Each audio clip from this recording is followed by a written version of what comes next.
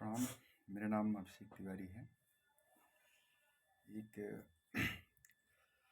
रामचरितमानस का एक चौपाई है जो कि सुंदरकांड में है, जो कि आजकल चर्चा का विषय है कि ढोल गंवार शूद्र पशु नारी सकल ताड़ना के अधिकारी।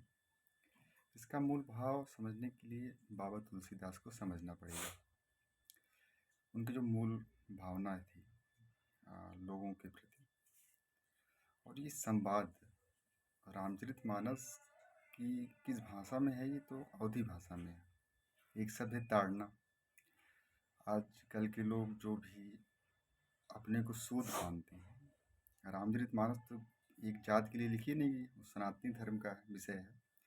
लेकिन जो लोग मानते हैं कि ये शूद्र के लिए लिखी गई है, वो ताड़ना ताड़ना अवधी भाषा का शब्द है। ताड़ना संरक्षण करना, देखना, देखभाल करना। तो तुलसीदास बाबा की एक पंक्ति है, एक चौपाई है जो कि सुंदरकांड में है। ये संवाद है किसका? समुद्र से लंका जाने के लिए राम भगवान समुद्र से प्रार्थना करते हैं। उसके बाद समुद्र को ना मानने पर एक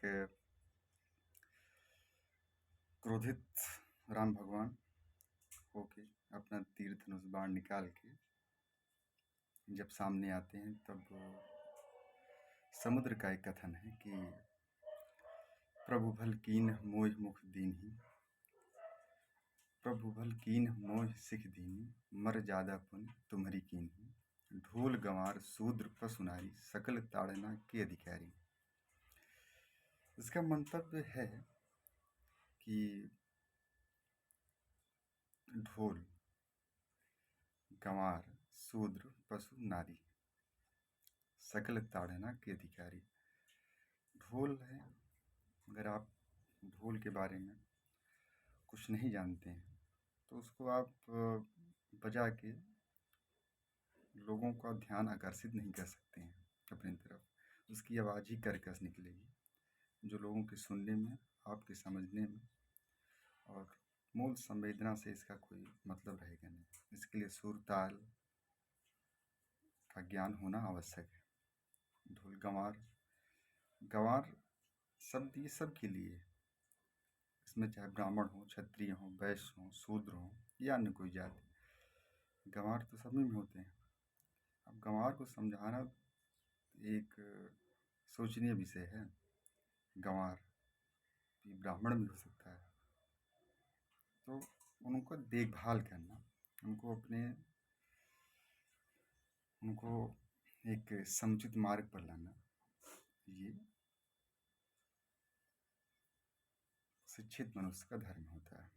शूद्र, जो काफी संवाद का विषय है, शूद्र कोई इसमें जात का कोई व्याख्यान नहीं है। शूद्र का, शूद्र एक मानव जात के लिए एक संबोधित शब्द है। अगर यहाँ राक्षस होता तो वो शूद्र न बोलते, अगर यहाँ पागल शब्द होता तो यहाँ शूद्र न बोलते। रीजन क्या है? शूद्र। यहाँ जात सूचक शब्द शूद्र का लेने का कोई मतलब नहीं है। यहाँ एक भावना है, एक संवेदना जुड़ी हुई है। और रामचरितमानस को ये बाबा तुलसीदास कोई व्यक्तिगत किसी जात के लिए लिखी नहीं गई है। इससे मूल संवेदना जुड़ी हुई है, भाव जुड़ा हुआ है, व्याख्यान है, राम राज्य की संकल्पना है। रामचरितमानस लोक मंगल की साधना अवस्था कहते हैं इसको।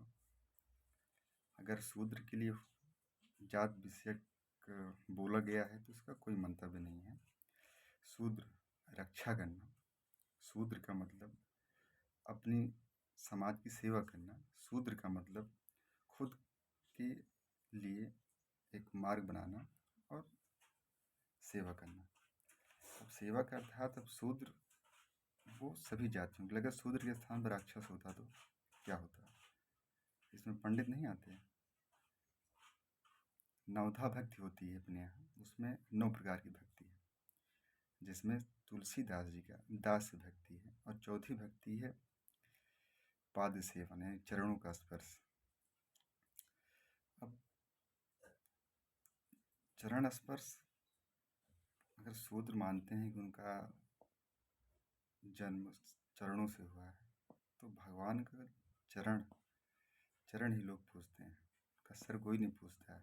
सब विवादित विषय व्याख्यान ये सब बकवास है, मैं इनका सपोर्ट नहीं करता हूँ।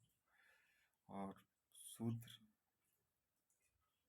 एक संबोधन है, कोई जात के लिए बाबा तुलसीदास जी ने नहीं लिखा है, इसको ये मानना होगा।